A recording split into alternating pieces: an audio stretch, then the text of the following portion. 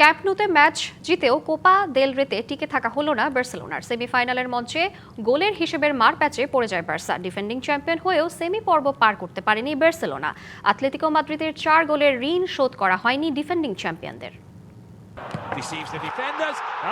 আমার শিষ্যরা অসম্ভবকে সম্ভব করবে, লামিন ইয়ামালদের উপর আস্থা রেখেই এই কথা বলেছিলেন বার্সেলোনার কোচ হ্যান্সি ফ্লিক। মূলত আতলেতিকো মাদ্রিদের বিপক্ষে প্রথম লেগে 4 গোলে হারের পর কোপা দেল রেতে টিকে থাকতে হলে সেকেন্ড লেগে কমপক্ষে 4 গোল করতে হতো বার্সার। জিততে হলে আরও 1 গোল, যা এক প্রকার অসম্ভবই বটে। আর সেই অসম্ভবকে সম্ভব করা হয়নি বার্সেলোনার। ম্যাচ জিতেও কোপা দেল রের দর্শক বনে যেতে হলো ডিফেন্ডিং চ্যাম্পিয়নদের।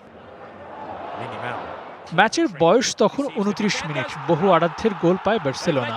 মার্ক বের্নালের লিডের পর পেনাল্টি থেকে রাফিনিয়া করেন আরও 1 গোল।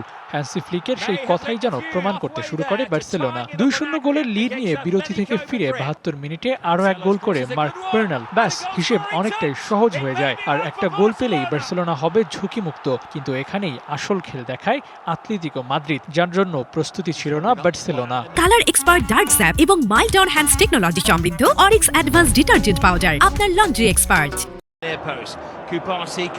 সর্বোচ্চটা দিয়ে বার্সার 1 গোলের হিসেবটা আর করতে দেয়নি আতলেতিকো। নিজেদের মাঠে রাফিনিয়ারা এগিয়ে থাকলেও শেষ চেষ্টায় আতলেতিকোই এগিয়ে যায়, যার কারণে কোপা দেল রে ডিফেন্ডিং চ্যাম্পিয়ন হয়েও আর ফাইনালে যাওয়া হয়নি কাতালানদের। যদিও ম্যাচে জয় পেয়েছে বার্সেলোনাই, তবে দিন শেষে আতলেতিকোর বিপক্ষে নিজেদের সামর্থ্য জাহির করা হয়নি রাফিনিয়াদের। এই ম্যাচে বার্সেলোনার অ্যাটাকগুলো জুৎসই হয়েছে কিনা তা নিয়েও প্রশ্ন তোলা যায়। 21টি শটের মধ্যে কেবল 9টি অন টার্গেট শট ছিল, সেখান থেকে 3 গোল। অথচ নিজেদের মাঠ আর প্রতিযোগিতায় টিকে থাকার প্রশ্নে বার্সেলোনার হওয়ার কথা ছিল আরও আগ্রাসী, আরও ক্ষুরধার। কিন্তু সেসব আর হলো কই? বার্সা চেয়ে চেয়ে দেখলেও পরের মাঠে বড় ব্যবধানে হার, আর নিজেদের মাঠে প্রতিপক্ষের জাল ছেড়ার ব্যর্থতার রূপ ঠিক দেখতে কেমন। Abu Naim, DBC news desk.